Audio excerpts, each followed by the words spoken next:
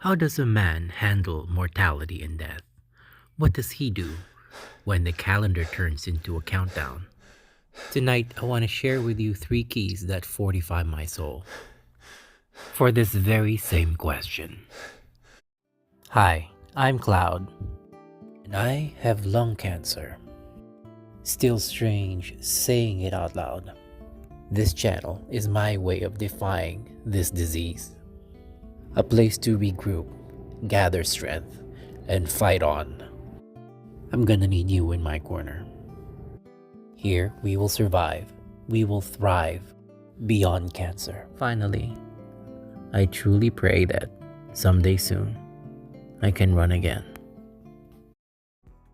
Hey, another day, another grind, you know it. Rehab and recovery. We got this, you and me. Thank you for joining me tonight. Don't forget to get your workout done as well as you listen to this podcast. Let's build our bodies so we can build our minds and we can rebuild again. And tonight, fortifying our soul, the three keys.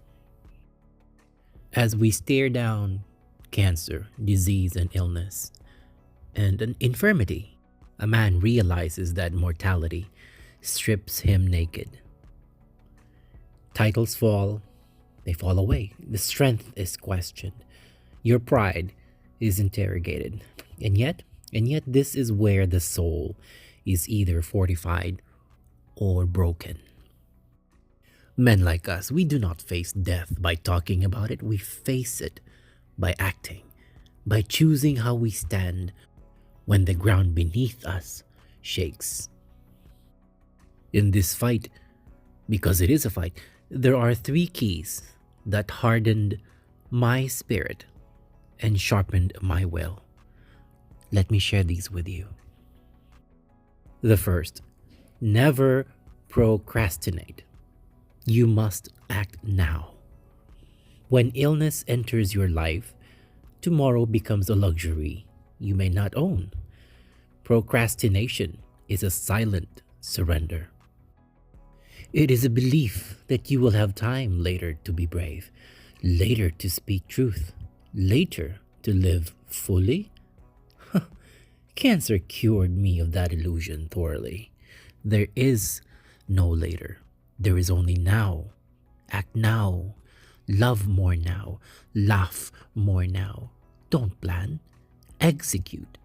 Whatever it is that you have in your head, in your heart, that you've always wanted to do it now. Act now. There is no tomorrow. Memento mori. Remember, you will die. This is not meant to depress us. This is meant to awaken us. Remember, when death stands near, do not delay living. Speak the words. Do the work. Strength is built in the present moment, not in the intentions postponed, not in the musings and plannings for tomorrow. And as such, the second one, live fully in the moment, in the now.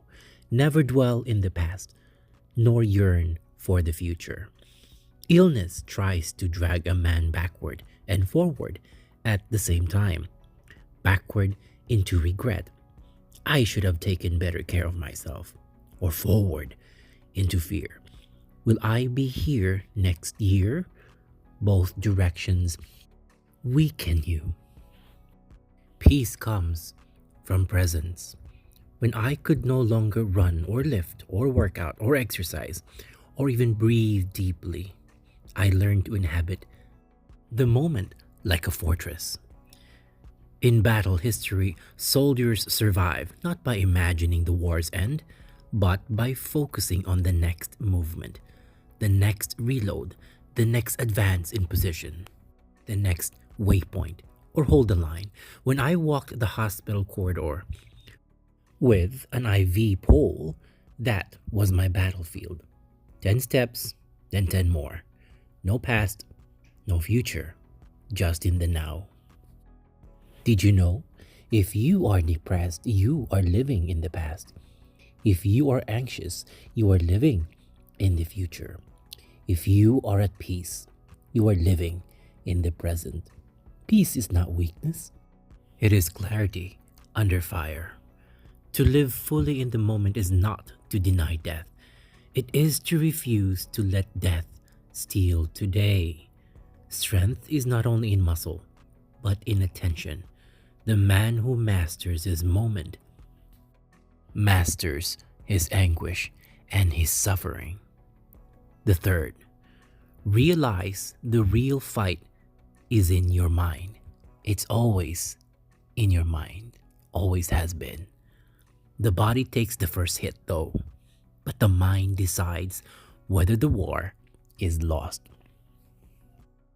Chemotherapy attacks my cells indiscriminately. It does not care about my courage. Surgery removed parts of me, of my lung, that once defined my physical integrity and identity. But despair that is optional. Fear is the enemy that sneaks through the gate if you leave it unguarded. Nothing and no one can harm you unless you allow them to rule your judgment. Cancer tested that truth daily. It still does. Pain speaks loudly. Fatigue argues relentlessly.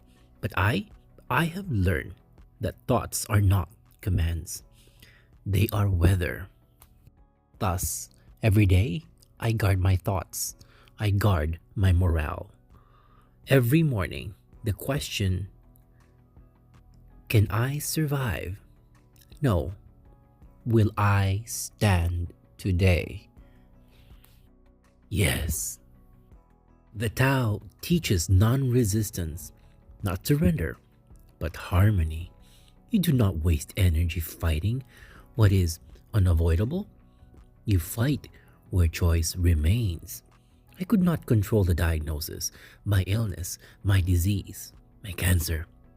I could control my discipline, my training, my refusal to mentally heal. This is my fight. This is my defiance.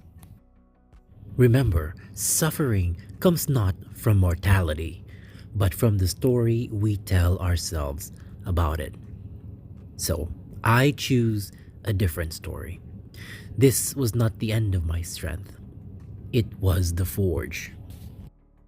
This journey did not make me weaker. It has refined me. Like soldiers returning from war, I came back with scars and clarity.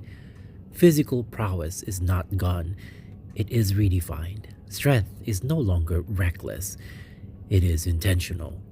Training is no longer vanity, it is gratitude. Each breath is earned, each movement is a declaration. Mortality did not defeat me. It disciplined me. It taught me urgency without panic, presence without passivity, and mental toughness without cruelty. And this is the truth I leave you this evening. Resilience is not the absence of mortality. It is the decision to live fiercely in its shadow.